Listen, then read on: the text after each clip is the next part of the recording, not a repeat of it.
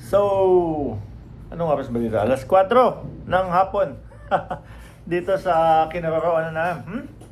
Kaka-merienda lang ho, mga kababayan. At eto nga, yan. Ibang ano, no?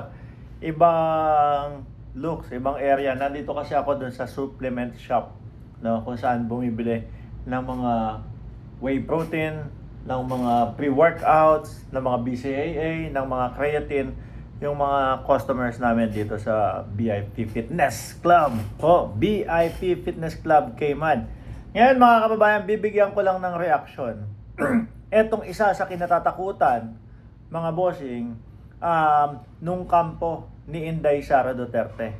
Kasi mga kababayan, nabanggit, no, na mukhang magkakabukasan o maaari o posibleng magkabukasan po ng bank accounts, mga kababayan, no?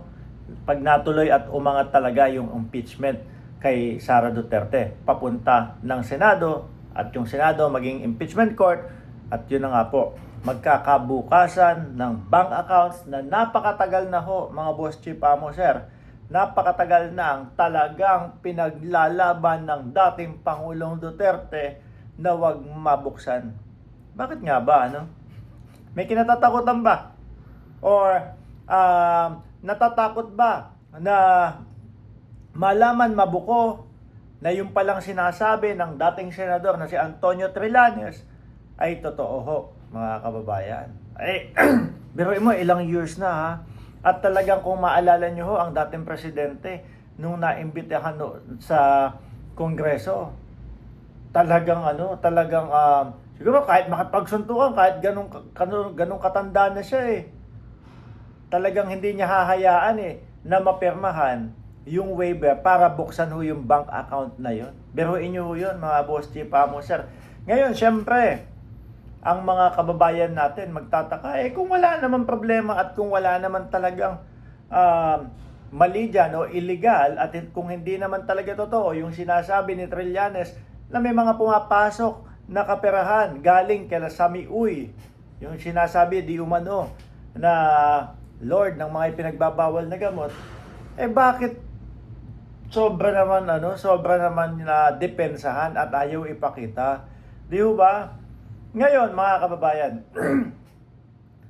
nung kainitan ho niyan at galing sa Kongreso, si dating Pangulong Duterte at kaharap si Sonny Trillanes, di ba, hinawakan niya ni dating Pangulong Duterte yung mic na pikon. Kasi nga, inulit pa, ibinalik pa. Nung una, napao na nila ang dating Pangulo para pirmahan yung waiver. Sumunod, mga boss, napikon. Kasi inulit ho ni Congressman J.J. Suarez. Mahal, dating Pangulo, ready na po ba kayo na pirmahan? Biglang nag-iba ihip. Biglang ang sinabi na, para saan? No? Ano ang kapalit? Sampaling ko siya sa harap ng mga Pilipino or whatever. Sabi ni Trillanes, okay, let's go, do it. No? Para lang magkaalaman patungkol doon sa waiver. Ngayon ho, mga bossing, mukhang aabot doon sa impeachment at baka doon po magkabukasan, mga kababayan. Biruin mo ang panakot ho nung kampo ni dating Pangulong Duterte sa pangunguna ni Panelo. Ang panakot nila, kakasuhan natin si Trillanes, cyber libel o libel, dahil nga po doon sa isinusulong at sinasabi po, mga boss chief amo sir, na pag binuksan yung bank account ng dating Pangulo, joint account kay Sara Duterte, ay makikita daw yung mga bulto-bulto at bilyong-bilyong pera. Mga bossing, no, kaya sabi ko siguro ito yung kinatatakot nila. Ngayon, mga kababayan, di ba sabi nila is kakasuhan si Trillanes nung time na yon? Hanggang ngayon wala naman silang ikinakaso Yung libel, cyber libel, nasaan na? Wala. Kasi lalo silang magdedelikado diyan. Kapag ka sinabi ng korte, sige, para matapos na tong kaso na ito, no? Total naman, sinasabi ninyo na nagsisinungaling at sinisiraan kayo ni Trillanes, pakita na lang natin yung bank account, buksan na lang natin. Ayaw na ayaw nga ho nilang mabuksan yun dahil kabado sila eh. Di ba? Kaya, ngayon, kung ko-connect ito kay Sara Duterte, mga bossing, kaya natatakot. Kaya tatakbo ako sa pagka-presidente. Yun ay panakot nila doon sa mga congressman na walang mga bayag, na mga duwag ho, na ano mangyayari sa atin kapag ka naging presidente na si Sara Duterte? Malamang resbakan, balikan tayo nito, bawian tayo nito. Ganon, no? May chilling effect po ba? Pangpatakot, pangpakaba. So ngayon, dahil kinabahan si congressman, hindi napipirma, hindi aabot sa 1/3. Kaya doon pa lang sa kongreso, talagang tinatakot na ho nila, mga boss. No? Talagang tatakbo ako ng pagkapangulo. Para ho sa kanila yun. Kasi tayong mga publiko, alam na natin yan dati pa lang ho, mga kababayan. No?